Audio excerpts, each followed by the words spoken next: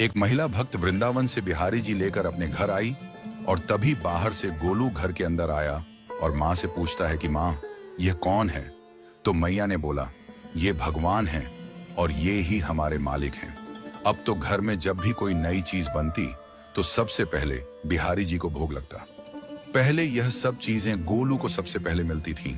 इससे गोलू बहुत चिढ़ने लगा और मन ही मन ठाकुर जी को कोसने लगा। एक दिन गोलू की माँ काम पर जाते समय बोली, गोलू, यमुना जी से मटके में जल भरकर लाना।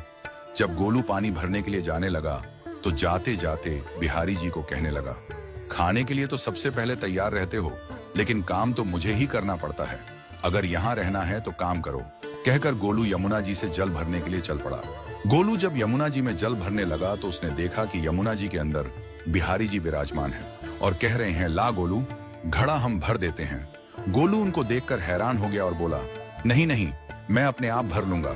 लेकिन ठाकुर जी ने उसके हाथ से घड़ा ले लिया और भरकर घर ले आए। गोलू घर आकर डर रहा था कि अगर माँ को पता लगा कि मैंने ठाकुर जी से काम करवाया है तो आज मेरी पक्की पिटाई होगी।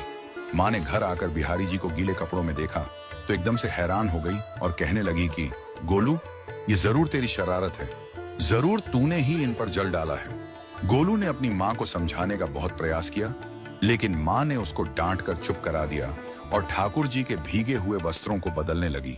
अगले दिन जब माँ ने गोलू को अनाज पिसवाने का काम दिया तो बिहारी जी फिर अनाज का कनस्तर ले आए और माँ को ठाकुर जी के वस्त्रों के ऊपर सूखा आटा पड़ा मिला।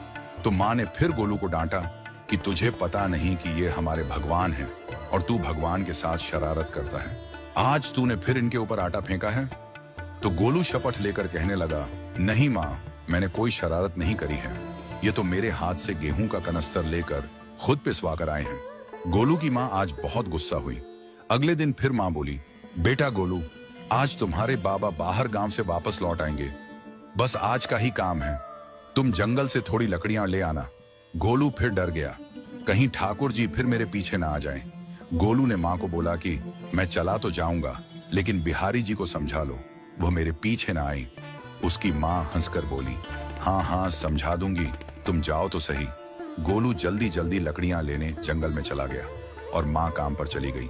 लेकिन उस दिन माँ काम से जल्दी वापस आ गई और देखा बिहारी जी अपनी चौकी पर विराजमान नहीं है। वह तो एकदम से घबरा गई कि कहीं गोलू की शरारत तो नहीं। वह भागी भागी जंगल की तरफ गई। तभी उसने देखा कि गोलू के साथ एक इंसान लकड़ियों को लेकर घर आ रहा है। गोलू की माँ यह देखकर हैरान हो गई कि यह तो बिहारी जी हैं। ये क्या हमारे भगवान हमारा काम कर रहे हैं? इसका अर्थ गोलू ठीक कह रहा था।